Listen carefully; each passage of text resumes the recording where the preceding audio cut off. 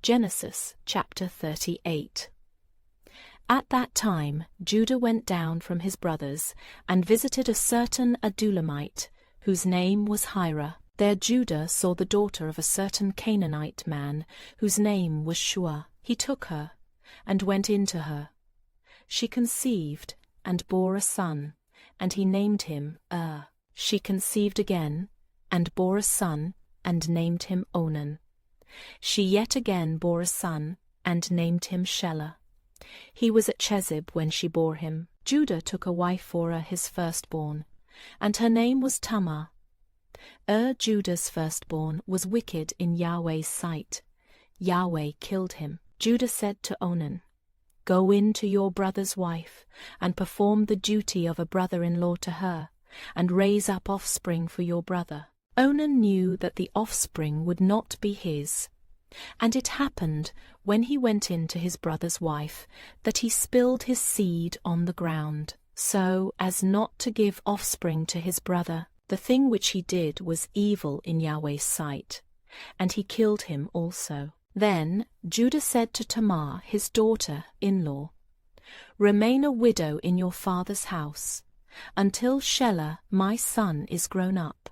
For he said, "Lest he also die, like his brothers." Tamar went and lived in her father's house.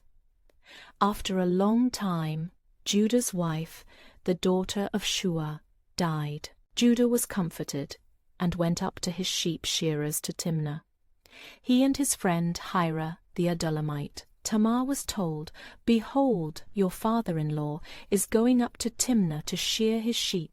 She took off the garments of her widowhood, covered herself with her veil, wrapped herself, and sat in the gate of Enaim, which is by the way to Timnah. For she saw that Shelah was grown up, and she was not given to him as a wife. When Judah saw her, he thought that she was a prostitute, for she had covered her face. He turned to her by the road, and said, "Please come, let me come in to you."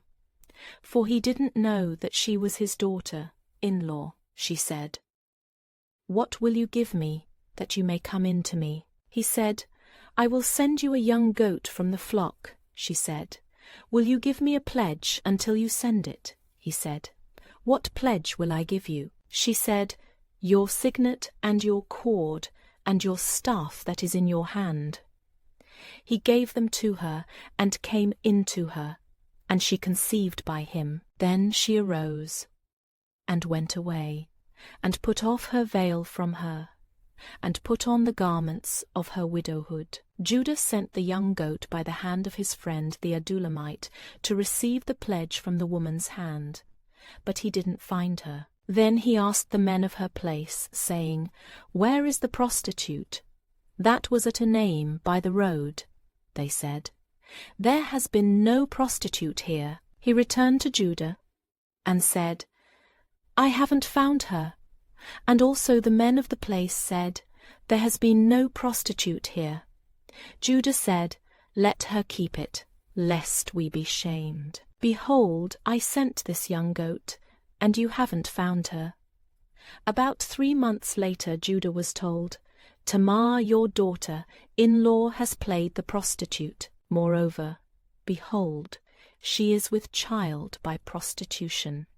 Judah said, "Bring her out, and let her be burned." When she was brought out, she sent to her father-in-law, saying, "By the man whose these are, I am with child." She also said, "Please discern whose these are, the signet and the cords and the staff." Judah acknowledged them, and said, "She is more righteous than I, because I didn't give her to Shelah my son." He knew her again no more. When the time of her birth came, behold, twins were in her womb. When she travailed, one put out a hand, and the midwife took and tied a scarlet thread on his hand, saying, "This one came out first." It happened, as he drew back his hand, that, behold, his brother came out. She said, "Why have you made a breach for yourself?" Therefore his name was called Perez. Afterward his brother came out, who had the scarlet thread on his hand, and his name was called Zerah.